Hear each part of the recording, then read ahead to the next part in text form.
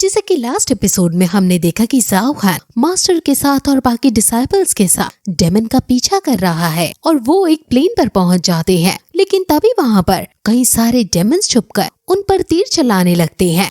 Master अपनी flame से उन सभी तीरों को जला देते हैं और उनको बाहर आने पर विवश कर देते हैं और फिर सभी डिसाइपल्स उन डेमन से लड़ाई करने लगते हैं। लेकिन तभी वहाँ एक डेमन पॉइजन छोड़ देता है। मास्टर तुरंत अपनी फ्लेम से पॉइजन हटाते हैं, लेकिन आसपास के बच्चे पॉइजन के कांटेक्ट में आकर बेहोश हो रहे हैं। ये पॉइजन डेमन का नाम बाइदूजुई है और ये मास्टर से कहता है कि मैंने ये पॉइजन खास तुम्हारे लिए बनाया है और अब तुम इसकी चपेट में आकर धीरे धीरे मर जाओगे।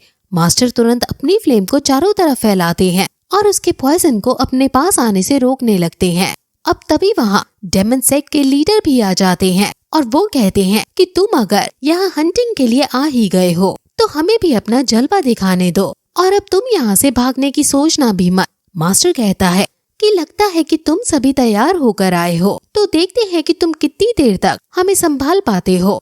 अब डिसाइपल के साथ वो उन पर हमला कर देता है और उनके बीच फाइट होने लगती है। इस फाइट में बाइयोकियान रुईमू भी है और रुईमू लड़ते लड़ते ज़ाओ फैन के पास आती है और उससे लड़ने लगती है। ज़ाओ फैन उनसे बचने की कोशिश करता है, लेकिन वो उसे बांध देती है और नीचे गिरा देती है। लेकिन तभी सीनियर सॉन्ग ज़ाओ फैन को बचा लेते हैं और अब इनकी लड़ाई के बीच मास्टर कैंग सॉन्ग भी अपने डिसाइबल को लेकर आ जाते हैं और वो भी डेमन से लड़ने लगते हैं। अब रुईमू से, जो कि ज़ाओ फैन का बचपन का दोस्त है, वो लड़ने लगता है और वो लड़ते लड़ते सिटी डिस्ट्रॉइंग ड्रैगन शॉक का यूज करता है और ये देखकर रुईमू हैरान हो जाती है और उसे कुछ फ्लैशबैक आता है जिसमें कोई उसकी ब्यूटी की तारीफ कर रहा था और उसे पूछती है कि आखिर तुम्हारे पास ड्रैगन स्लेयर स्वॉर्ड कहाँ से आई। अब तभी वहाँ एक शक्तिशाली डेमन सेक्ट का लीडर आकर लिन के अटैक्स को रोकता है और लिन से कहता है कि जो स्वॉर्ड तुम यूज कर रहे हो वो काफी इंटरेस्टिंग लग रही है। वो फिर उससे फाइट करने लगता है। वही पॉइजन मास्टर अपनी तलवार से कई सारे डिसाइपल्स को मौत के घाट उतार रहा है और फिर उसके सामने कैंग सॉन्ग आ जाता है। डेमन उसे गाली देता है और कहता है कि अब तुम भी नहीं बचने वाले हो।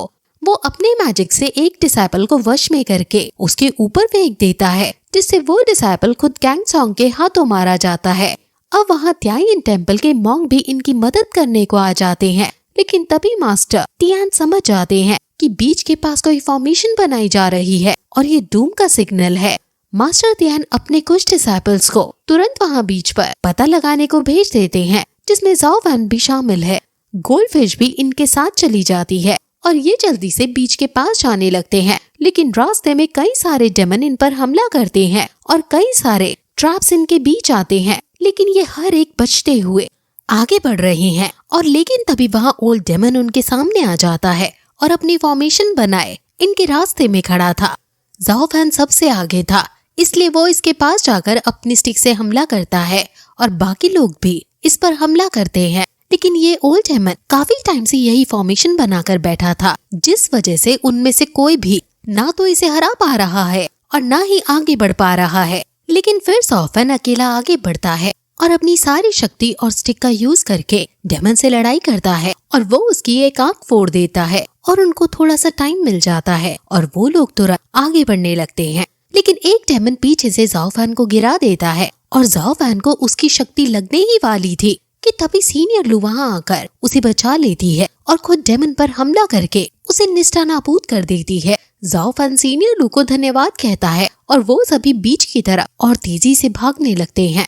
वहीं डेमन, जो कि प्लेन्स पर लड़ रहे थे, वो कहता है कि तुम्हें क्या लगता है कि तुम अपने कुछ डिसाइपल से हमें हरा पाओगे, जिस पर वो कहता है कि हम भले ही अभी तुम्हें ना हरा पाए, लेकिन तुम्हारा बीच पर चल रहा प्लान तो तबाह कर देंगे।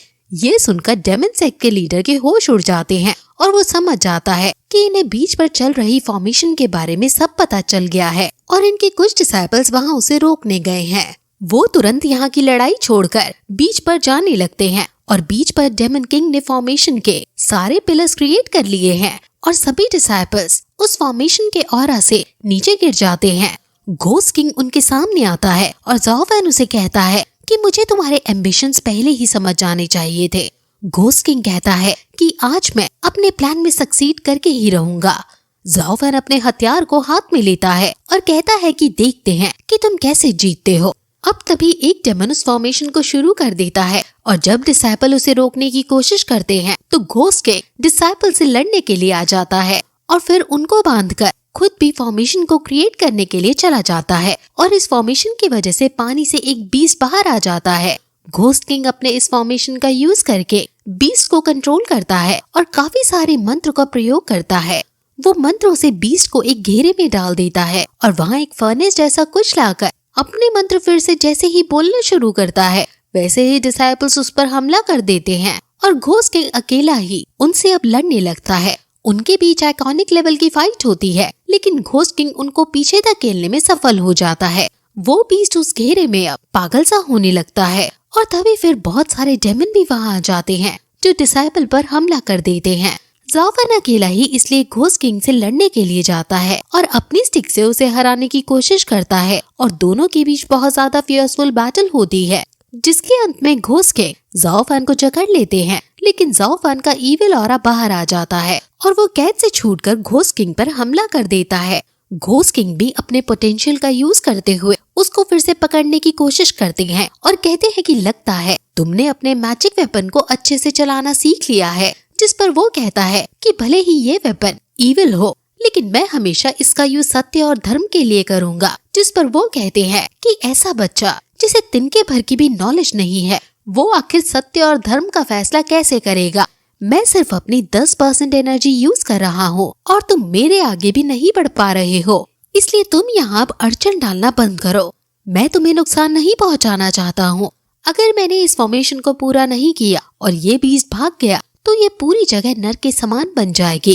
लियू ब्यू माउंटेन पर सभी मारे जाएंगे लेकिन अब भी ज़ाओफन पीछे नहीं हट रहा था, इसलिए घोस्ट किंग और ज्यादा पावर यूज करके उसे दूर फेंक देते हैं और फिर उस पीस को चेन में बांधने लगते हैं।